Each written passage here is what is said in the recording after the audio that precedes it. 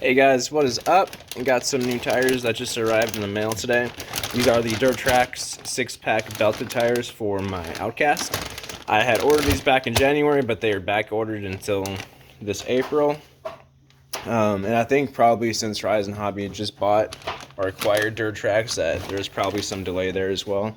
But you could buy the X-Max fitted Duratrax tires, and you just have to drill the center out to 24 millimeters. That's actually what I did with my Proline Badlands MX43s. I just drilled out the centers, and it worked just fine on the Outcast. But yeah, I wanted to give these things a shot. They're twice as cheap as the Prolines are. So and they're belted too, which is nice. But with these backflips, there's one tire, this back left tire, the foam on the inside somehow got bunched up on one side, and so when I drive it, it wobbles. And I didn't get it wet, so I think it was just from stress, and it got torn on the inside and then went down and got compacted to like one side. The rest of the backflips are fine, but I definitely want to give the 6-packs a shot and see how those perform. Alright, here they are out of the box.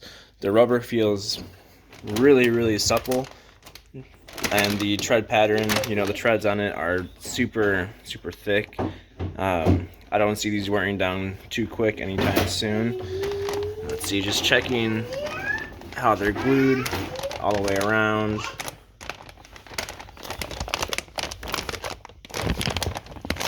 So far they seem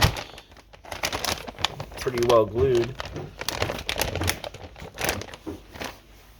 But there they are.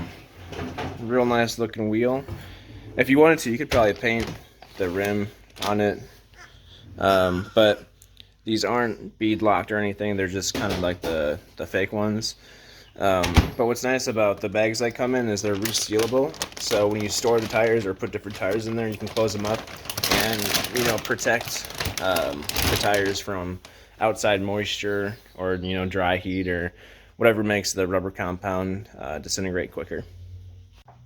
All right, I just got one of them installed. The fitment was just perfect. Nothing was loose, doesn't need any extra trimming or nothing like that. They are heavier than the stock dboots backflips, but they're between one of the backflips and the Proline MX43, so like they kind of sit right in the middle there for weight. I also want to point out that while the stock dboots, they have the little metal or aluminum insert right there to keep it from stripping, the Duratrax, they don't have that, but I don't think that's going to be an issue.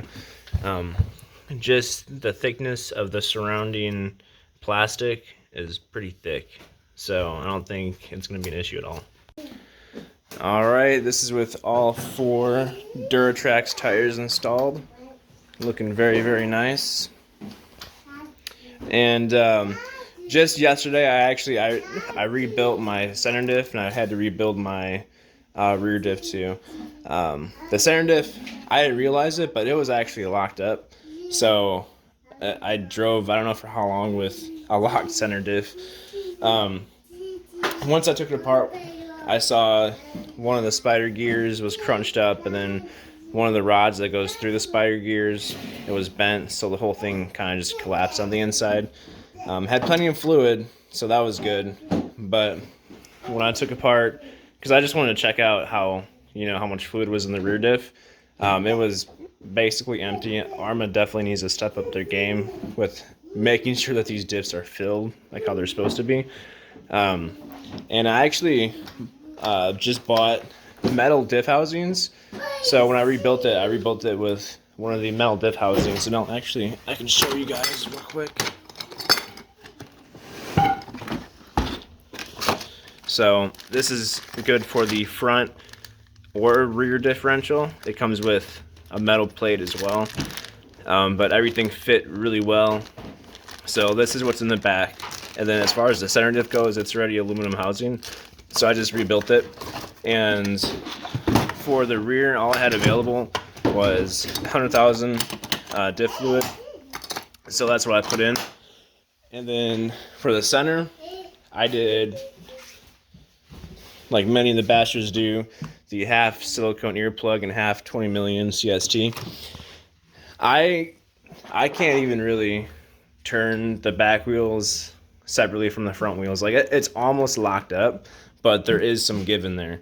So I haven't driven it yet like that. I did just test drive it around the house, but I haven't bashed yet with it. I don't want it completely locked up. I want some give in there, but it's really, really thick, so should be pretty good. But yeah, we'll take it out and see how she rips. And then I ordered the titanium like turnbuckle rod end things from Scorch Parts RC, because I have bent these screws before, and the one from Scorch Parts, it's like a housing that the rod goes into, so it's a lot more stable and sturdy.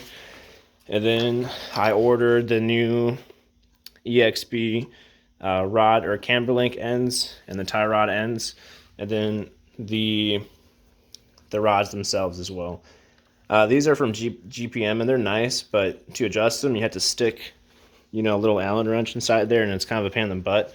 So the ones that Armin actually makes for their large scale EXB, they have, so you can use a tool to adjust it. So I have those on order, and then I had, my Hobby Star 56112 that I gotta put in there still. Yeah, I mean, this thing is definitely almost complete. I mean, it's pretty much complete the way I want it, but just little things here and there. So, yep, just keep watching, and well, for this video, I have a bash run as well.